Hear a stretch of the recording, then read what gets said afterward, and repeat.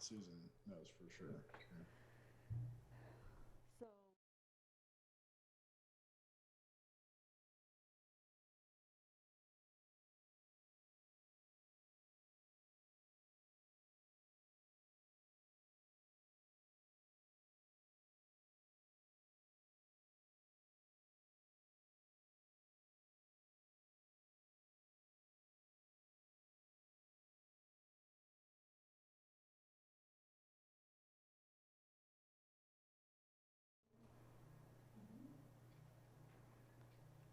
So So, Amy, they can't hear me yet. Susan, we can hear you on the regular computer. Uh-huh. Yeah, we can hear you. Well, this isn't working though because we can't hear you guys, I don't think. Test. Eric? Susan, can you hear me? Yeah, can you hear me?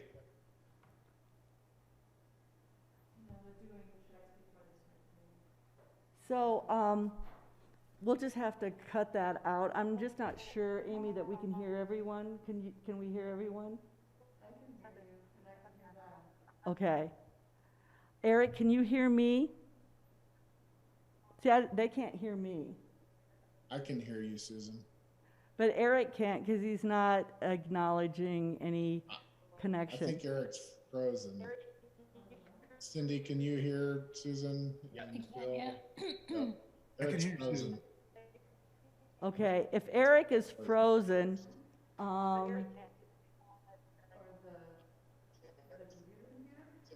so Eric, why don't you come on into town hall? I think you're frozen. Why don't you turn off your video? I can see you guys. Can you see me? Sort of, but we can hear you now. So Yeah, we that's can good. hear you. So Eric, speak again. Can you hear me? Yep. Yes. Can you hear me? Yes, we can hear you. I'm here. Hello? Yep. Yeah, we can hear you, Eric. Okay. Sounds good. Can everybody hear Susan just as a test? Yes. Mm-hmm. Okay, Susan, I think we're in good shape here. Okay. So let's call the meeting to order, Eric, at 6:08. Okay. And we had a little announcement to make because we're responding to the COVID situation. Do you want to put that into the record, or would you like me to, Eric? I can read it Okay. as long as you can hear me. Yep, we can hear you. Okay. So the town's electronic participation policy allows for the P&Z to conduct and participate in its meetings electronically. In light of the rapid increase of COVID-19 cases locally, the members of the P&Z wish to participate in tonight's meeting electronically. The applicant and members of the public may also participate electronically or in person pursuant to the policy. Thanks in advance for everyone's understanding as the town responds to this evolving public health situation. With that, with the meeting, we're ready for a roll call. Okay, Bill Marin, Yo. Kyle Oberketter. Kyle indicated he'd be traveling and he wouldn't be able to join us today. Gino Rossetti, Here. Eric Volzik, Here. Michelle Tebow, Here? Rob Levitt,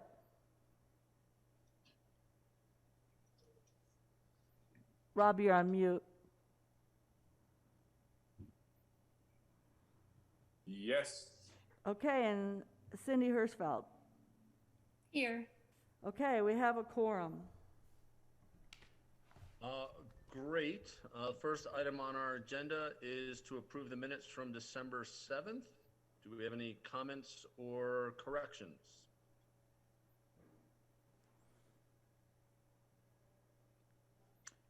If nothing, do we have a motion to approve? Make a motion. Approve. I second it. Gino first, Bill a second. All, Susan, do you want to do this roll call, or you Yeah, want I'm gonna do a roll call because I can't see everyone, because you're, blacked out. So Bill Marin, Yes. Kyle Oberketter, not here. Gino Rossetti, Here. Yes. Eric Volzek, I'm going to abstain since I was not there. Michelle Tebow, Yes. Rob Levitt, Yes. Cindy Hirschfeld. Yes. Okay, minutes pass. Excellent. Our next item on the agenda is a public hearing on an application on behalf of Gibson Placer in regards to a pergola for Heather's Restaurant. James, is this you? Yes. Let me work on sharing my screen here. We do have Renee Lujan representing the applicants here this evening. So just a second. There we go.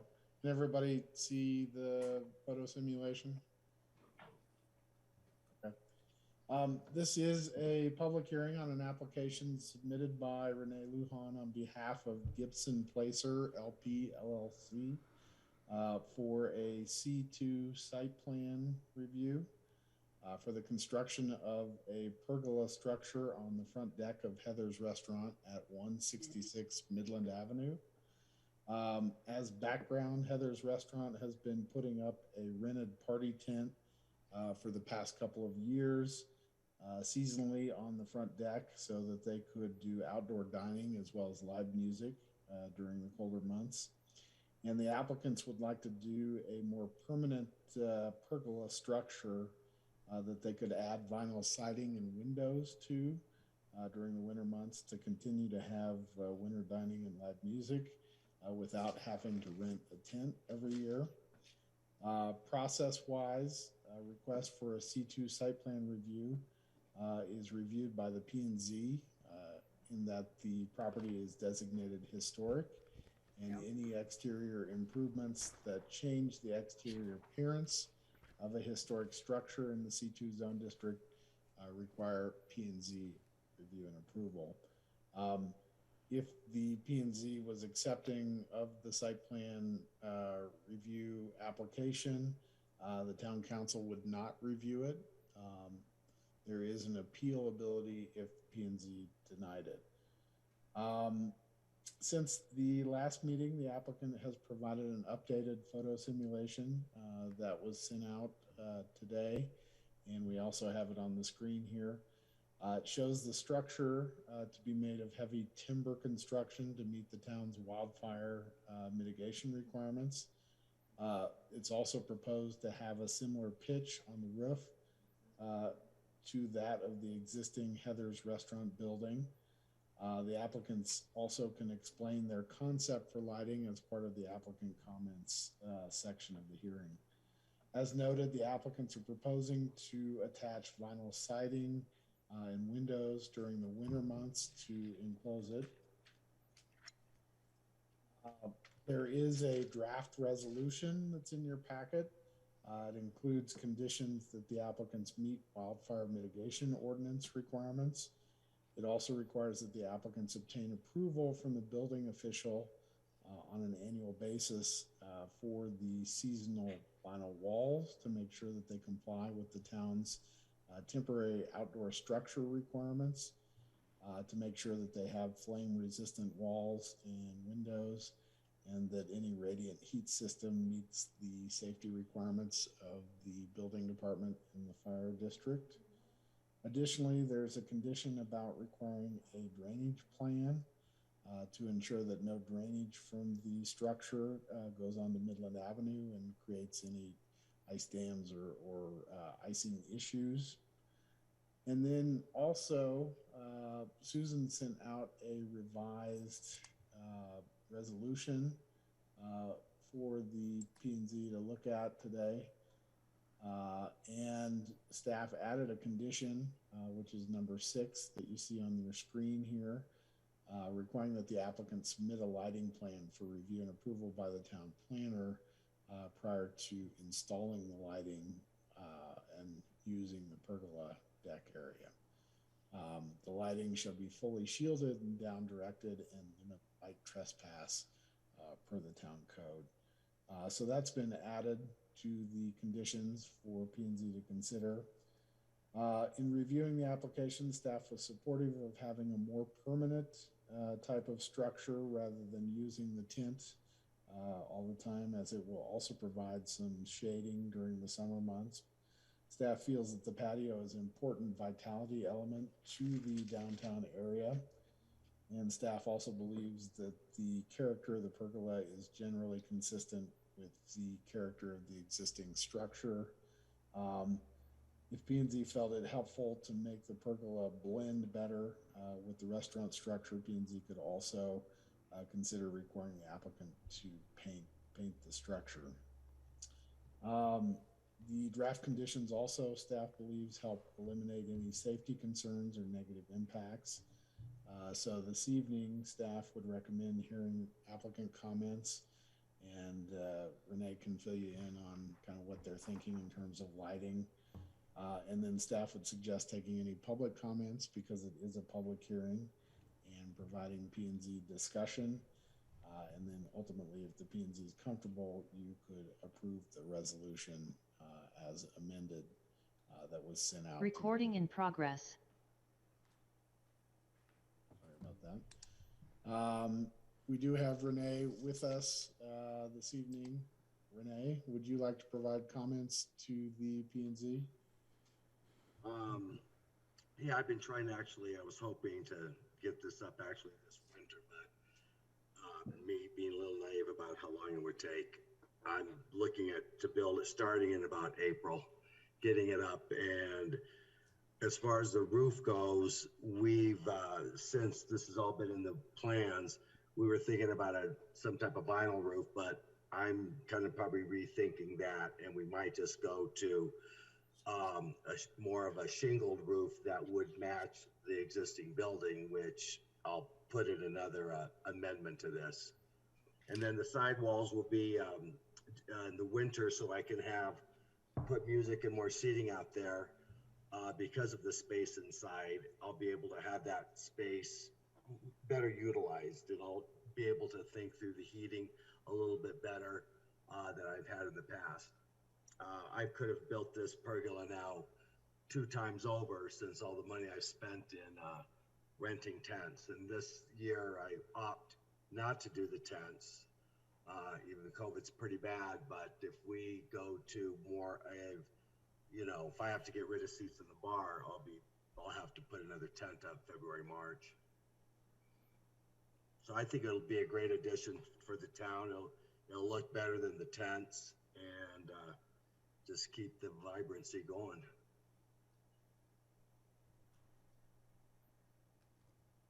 Thank you, James. Thank you, Renee. At this point, I'll open up to see if there are any P&Z questions. Seeing as we're back online, why don't we just kind of go around. Rob, any questions? No questions. Michelle?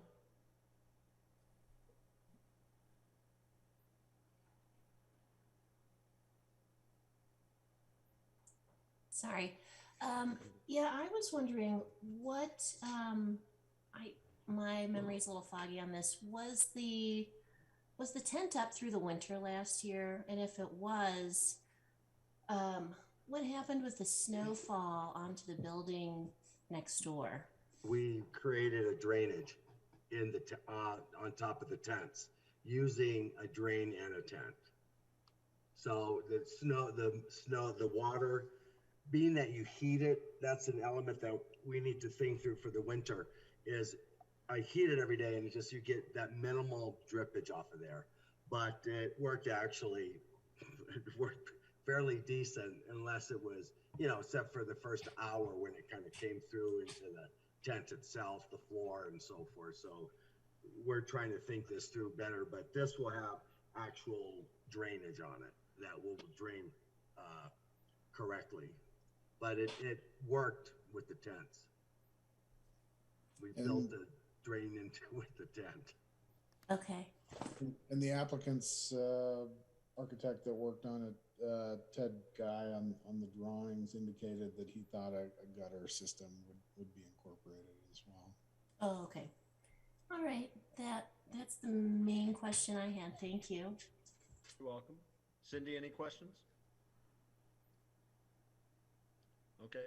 Gino, any questions? No, I'm good. Bill? Yes, I have one question. What color do you intend to stain or paint it? Paint the wood? It's probably we're gonna probably looking at being the same trim color that we use. So we'll match the building. Okay. So it's kind of a nice kind of aesthetic, opposed to trying to just keep it a natural wood. I'm definitely gonna paint it. It'll look better. Thank you. Mm-hmm. I do not have any questions at this time. At this moment, I guess we will open this up for public comment at 6:20. Susan, do you want to give the online instructions? Sure. Up on the TV screen, also, Amy Mountjoy has put also the instructions, but the easiest way is that the second page of the P&Z's packet has a link to the Zoom invitation, and that's the easiest way, and then you become a panelist, and James would elevate you.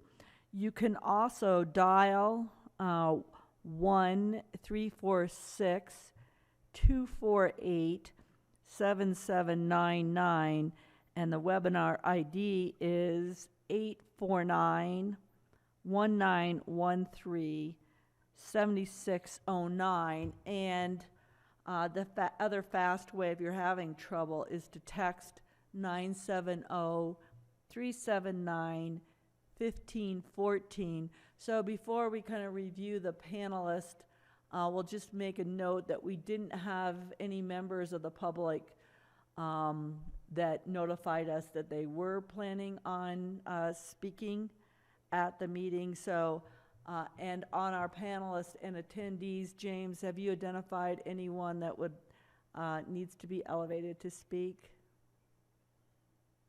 I have not. There's nobody. Okay, so And Susan, is there anybody in the building? no, there's no one is in the building. We have a mic available if anyone wanted to speak, and we don't have anyone here that is asked to speak. Great.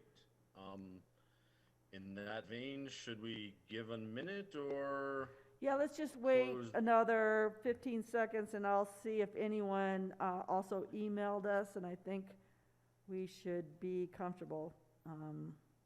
I didn't mean 15 minutes, I meant 15 seconds. So I think we're probably ready to move forward. Okay, so we'll close the public hearing at 6:22, 6:23. And now we'll open it for commissioner comments. Just starting where we were. Rob, any comments? No comments. Michelle?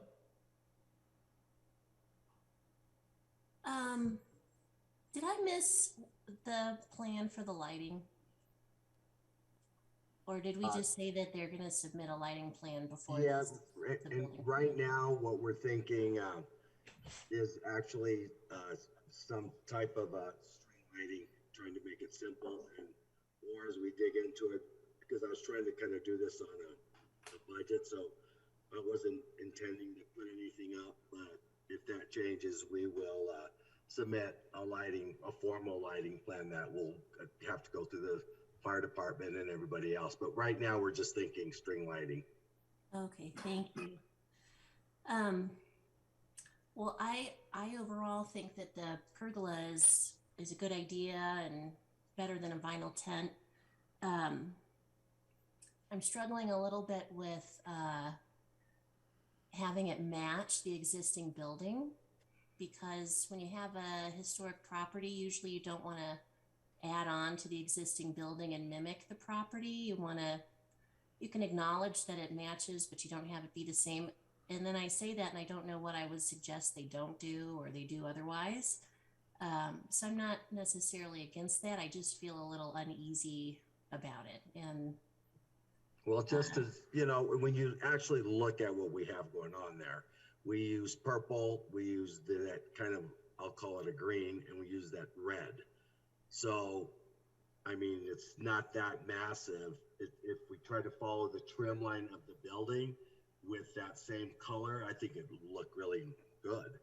And then we could, if you know, the concerns about the poles, we could do those maybe white. But I don't think we want to come up with a whole other color, because when you try to, you know, we try to spruce up the building with colors, then we're dealing with more colors that we have to think about, and that becomes more costly and more expensive and more time consuming. Sure, I totally appreciate that, Renee. I think I'm talking more on a theoretical level.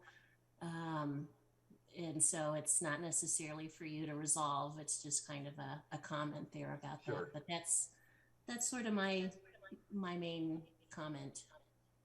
Thank you. Thanks, Michelle. Cindy, any comments?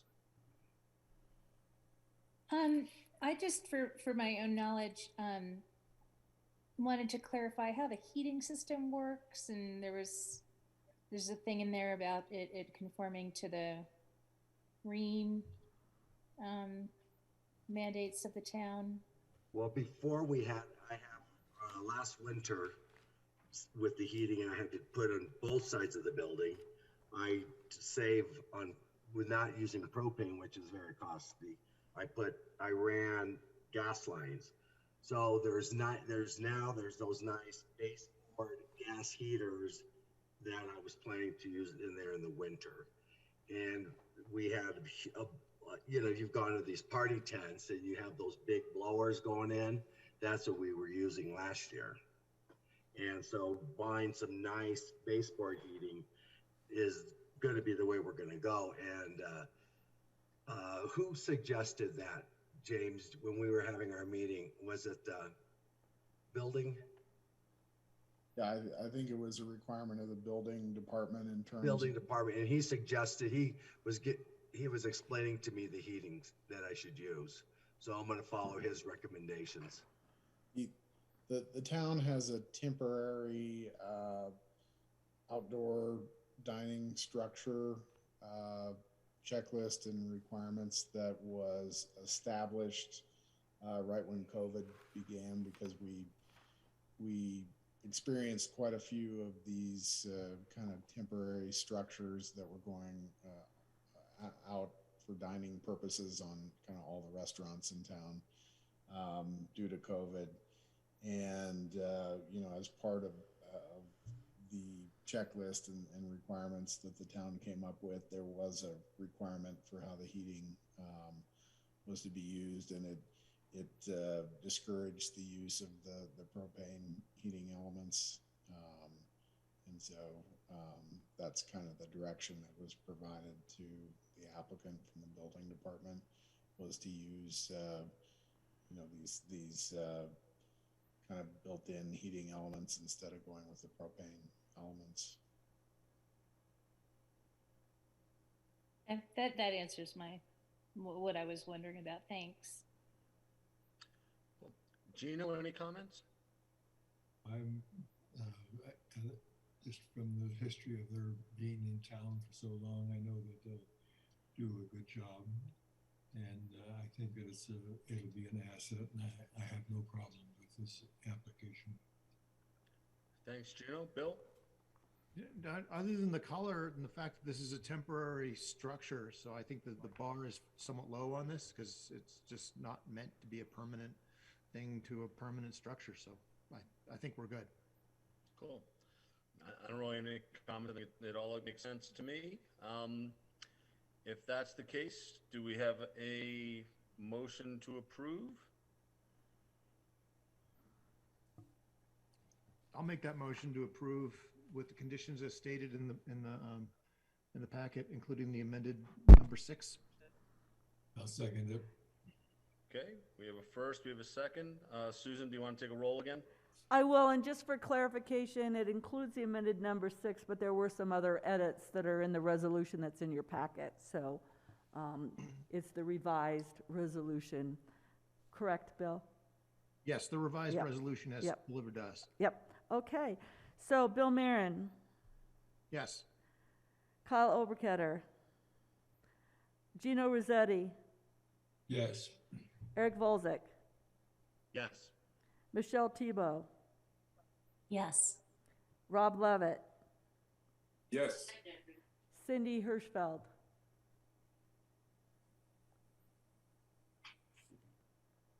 Cindy Hirschfeld? I'm not hearing Cindy. Cindy, can you hear us? Oh, Yeah. yeah, now I can. You cut out for a while. Okay. Yeah, my answer is yes. Okay, so motion passes 6-0. Motion passes. Great. Good luck, Renee. All right, thank you very much. Appreciate your time and thank you for letting me do this. Of course. Good luck. See you all in the restaurant. Will Thank do. you. Bye. Bye. The only thing left now is commissioner comments and staff updates.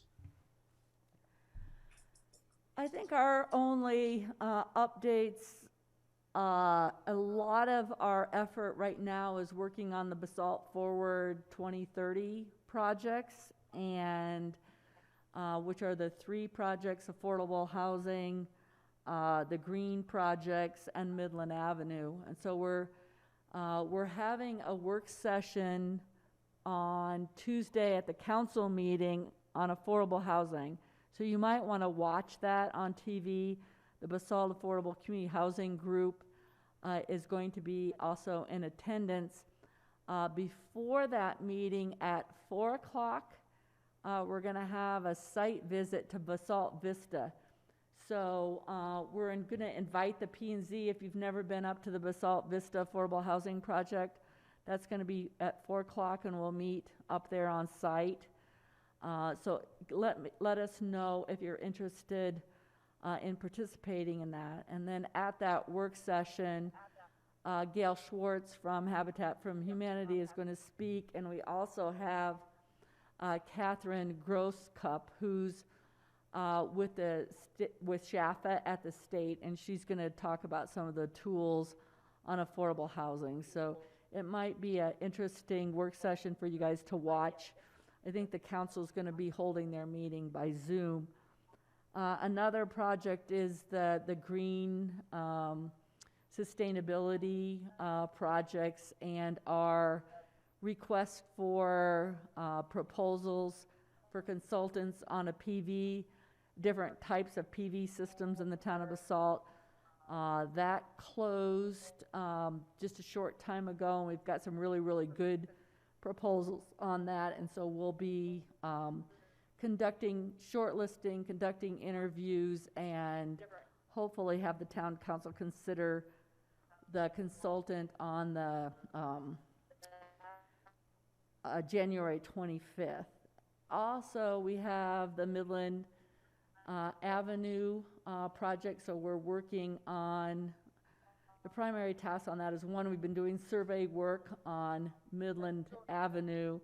We're working on the RFP for Midland Avenue, and we're working on a number of different topics on that. And on Midland Avenue, as I informed you guys at the last meeting, we're looking for the P&Z to take the lead kind of recommendation group for the Midland. I'm getting a lot of feedback, Amy, so if you could, if there's a way to cut that back a little bit, that might be helpful. And then we also have a request. We selected an architect to provide architectural services for the child development facility that we're working on parcel 2E, and we have a request for proposals out right now for working on a provider that can help with funding, et cetera. We've been wrapping up the Two Rivers Road project. Today they started putting 2 of the 4 streetlights out, and the park is getting the Basalt River Park is kind of getting bedded down for the river for the winter. We've selected the consultant to provide the plants that we'll need for phase 2, and we have an interesting kind of request for proposals out for a number of the features in the park, like the pavilion and the basalt type features that will have the misting feature associated with them and a play element, et cetera. And so the Parks, Open Space, and Trails Committee is kind of looking at that. At our next meeting, we have a application. We do have an application to review for Riverwalk. James can give you more information on that. On affordable housing, we've been, well, I was kind of giving you the update on affordable housing, but we also have been kind of looking at different parcels of land that we're interested in. Anything else, James, that maybe we should mention? Just to give you more information about the application that P&Z will review at the next meeting on the 18th, we have a request for a portion of the upper floor of the, it's called the Water Law Building, which is adjacent to the river, kind of back behind Riverwalk. So there's a request for a portion of the upper floor to be converted from office space to a residential unit of about 1,200 square feet. So that requires an amendment to the Riverwalk PUD, as well as a special review evaluation by P&Z and council. And I guess I should probably mention that both the applications for BCC, the Clark's Market, Hampelman property, and the application for Cypress Meadows Parcel 5, that's 155 units over in the Willits area. Neither one of those applications has been submitted yet, but we're expecting them imminently, actually pretty shortly. We'll be expecting those. But they're probably, you know, they have to go through the referral process before you guys see them. Anything else, James? I think that covers it pretty well in terms of all the stuff that's happening. Thank you. Any commissioner comments?